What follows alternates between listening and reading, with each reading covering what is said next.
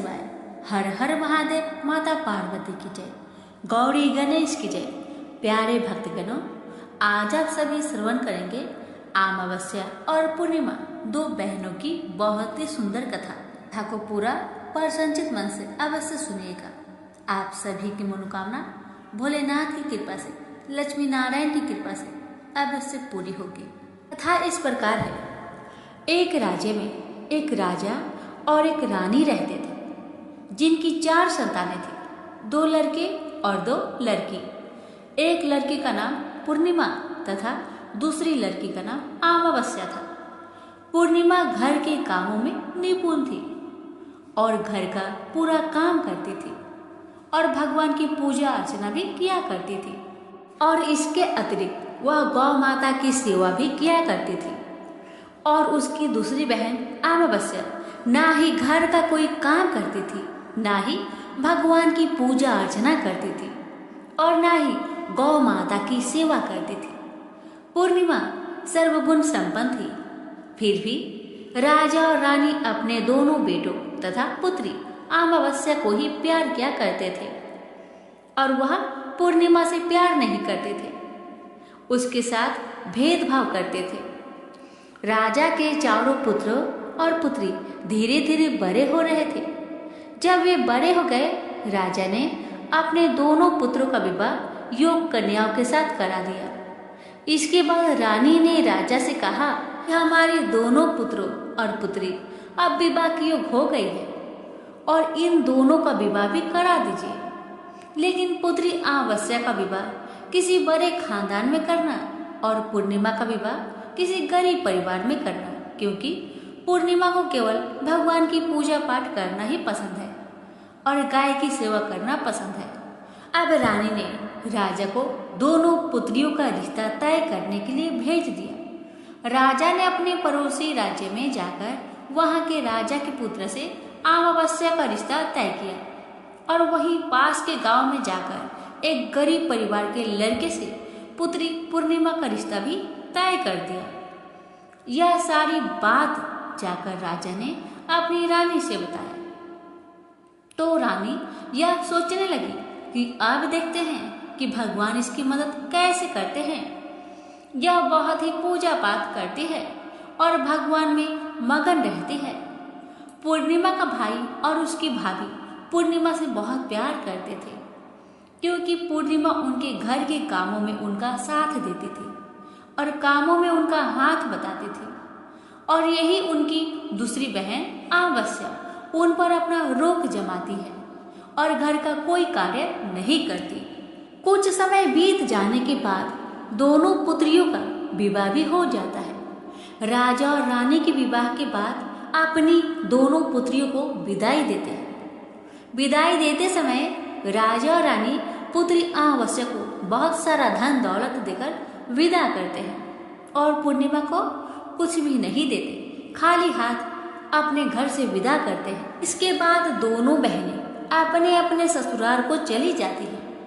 कुछ दिन बीत जाते हैं और एक दिन अमावस्या अपने घर पर भगवान भोलेनाथ का व्रत रखती है, कथा रखती है, जिसमें वह सभी गांव वालों को निमंत्रित करती है, पर अपनी बहन पूर्णिमा को नहीं बुलाती। जब गांव की सभी औरतें अमावस्या के यहाँ जाती है तो ये सब दृश्य पूर्णिमा अपने घर के दरवाजे के बाहर बैठकर देख रही होती है।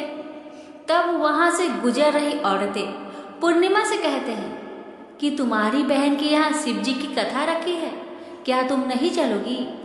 तो पूर्णिमा ने कहा, मुझे मेरी बहन ने नहीं बुलाया है, मैं नहीं जा सकती। सभी गांव की औरतों ने पूर्णिमा से कहा, बुलाया नहीं तो क्या हुआ, भगवान शिव की कथा है, तुम हमारे साथ चलो।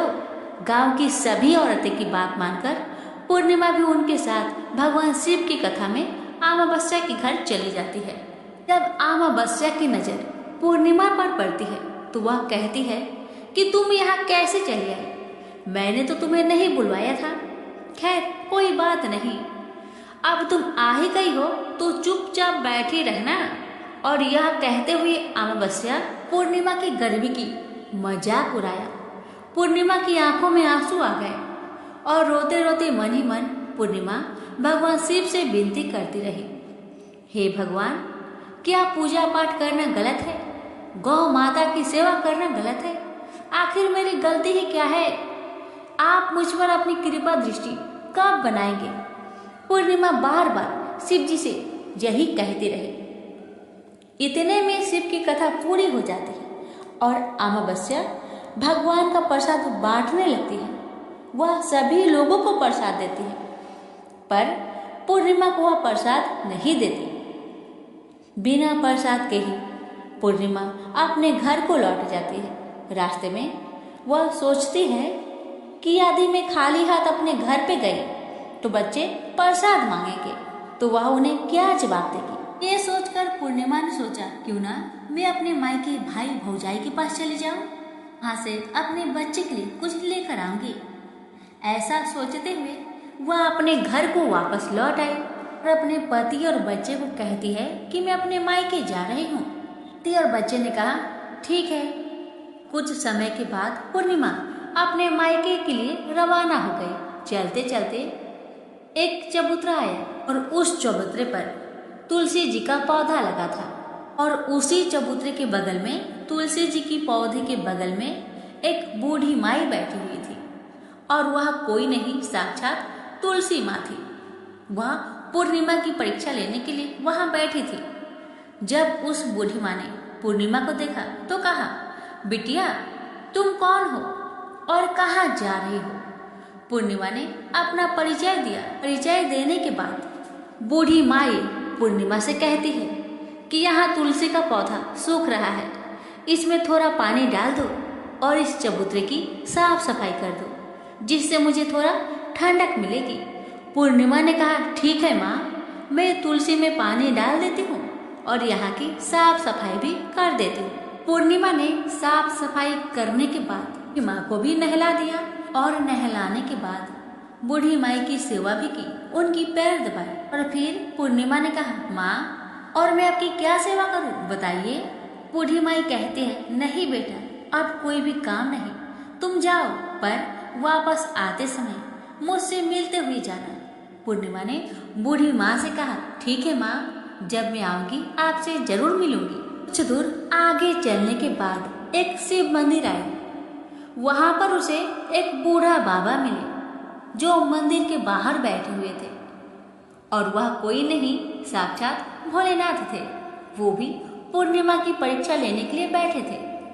उन्होंने पूर्णिमा को देखा तो कहा, बेटी, तुम कहाँ जा रही हो? तब पूर्णिमा ने अपना परिचय दिया और फिर बूढ़े बाबा ने पूर्णिमा से कहा कि देखो बेटी, इस चबूतरे की ओर, इस मंदिर की ओर कितनी गंदगी पड़ी है, क्या तुम इस मंदिर की चबूतरे को साफ कर दोगी? तो पूर्णिमा ने कहा, क्यों नहीं बाबा, जरूर साफ करूंगी और अभी साफ कर देती हूँ। पूर्णिमा ने मंदिर की बहुत अच्छे से साफ सफाई की, चबूतरे की भी बहुत अच्छे से साफ सफाई की और वहां पर बैठकर भोलेनाथ की पूजा अर्चना भी की।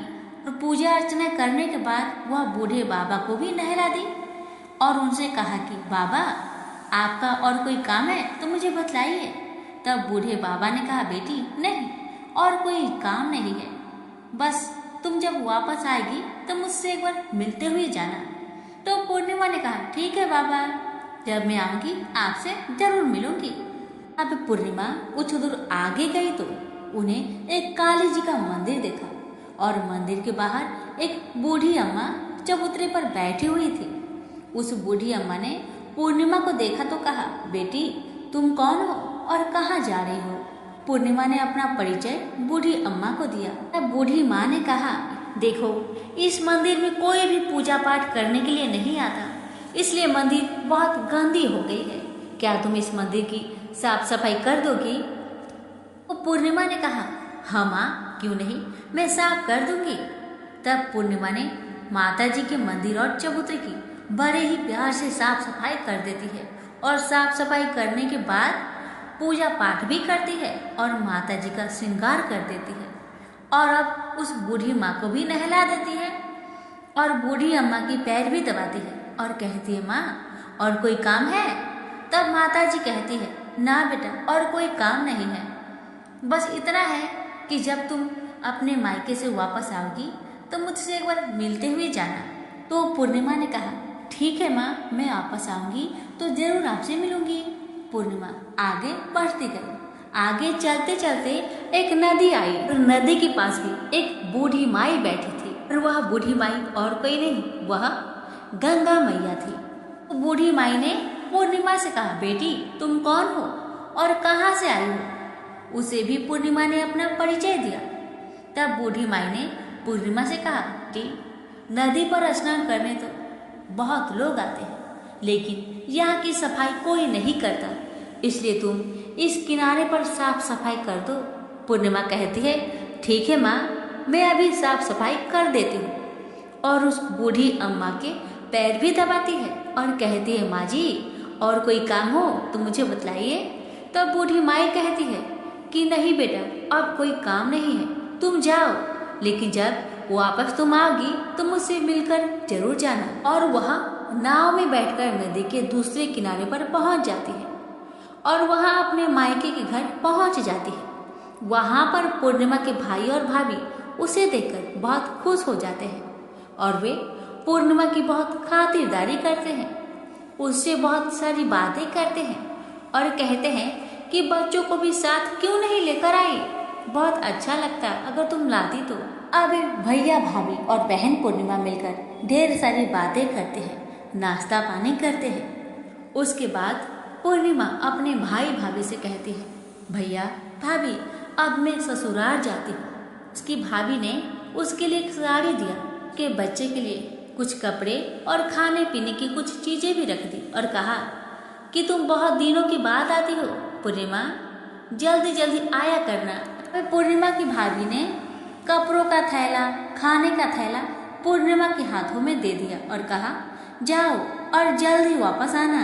इसके बाद पूर्णिमा वहां से अपने ससुराल के लिए रवाना हो गए और उस नदी के किनारे पहुंची और नाव में बैठकर दूसरे किनारे पर उतर गई।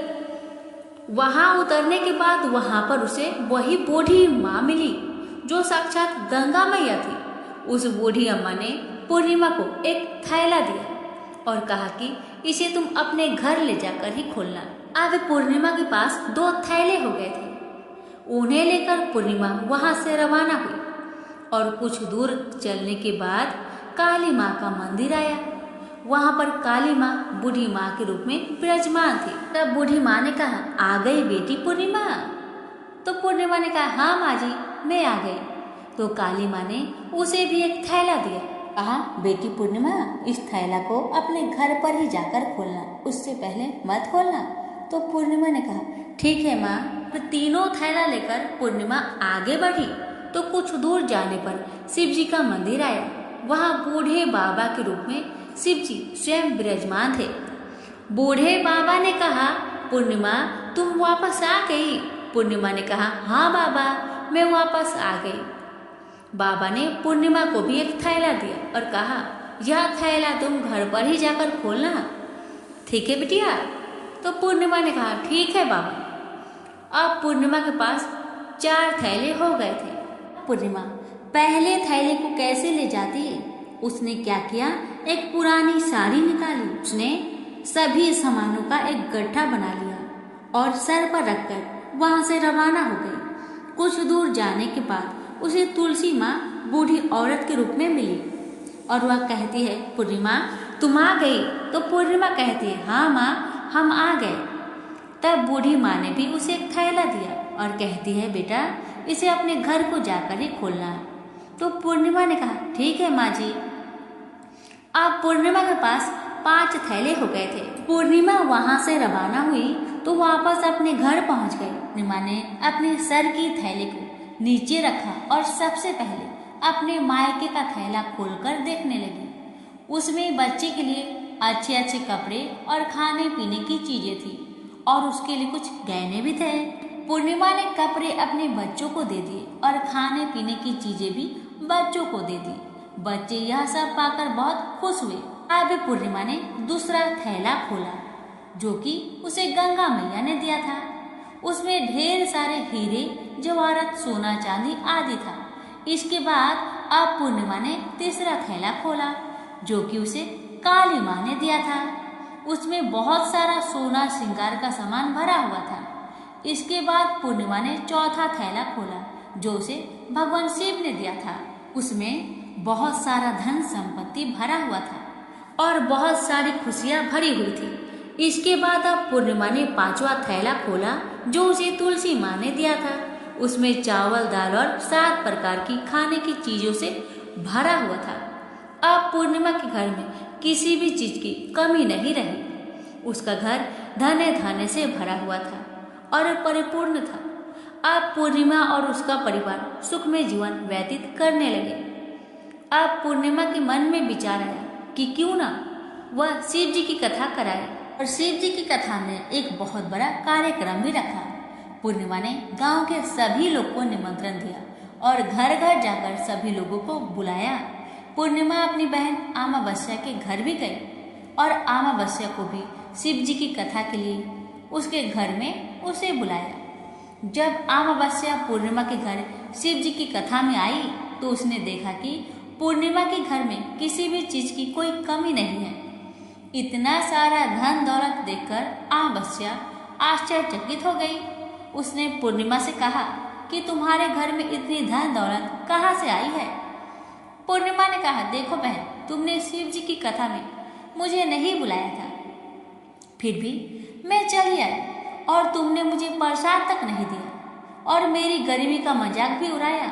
उसके बाद मैं अपने घर आई। घर आते हुए मन ही मन मैं सोच रही थी कि अपने मायके जाऊंगी और मैं अपने मायके चली गई और जो कुछ घटना इस बीच हुआ वह सभी घटना अपनी बहन अमावस्या को बताती है। तो अमावस्या कहती है कि तुम भी मुझे प्रसाद मत दो और मुझे डांटो। लेकिन पूर्णिमा ने कहा कि यह तो भगवान का प्रसाद है, मैं तो सबको दूंगी और तुम्हें भी दूंगी। फिर भी अमावस्या ने प्रसाद नहीं लिया और वह सीधे अपने घर को चली गई और घर जाकर अपने बच्चे और पति से कहती है, मैं अपने मायके जा रही हूँ। इतना कहकर अपने मायके को निकल गई। रास्ते में भी चलते चलते तुलसी माँ मिली जो चबूतरे पर बूढ़ी माँ के रूप में बैठी थी।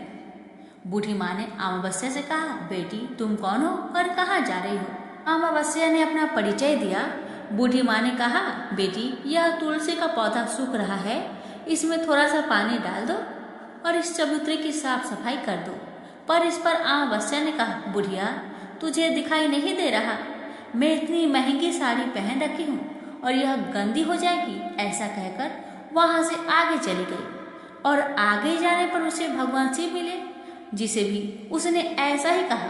उसके बाद आगे जाने पर उसे काली माँ मिली जिसे भी उसने यही सारी बातें कही और आगे जाने पर उसे गंगा माँ मिली जिसे भी उसने यही सब कहा और आगे चली गई। इसके बाद अमावस्या जब नाव में बैठने लगी तो फूलों की जगह कांटे भरे हुए थे जो उनके पैर में चुभ रहे थे।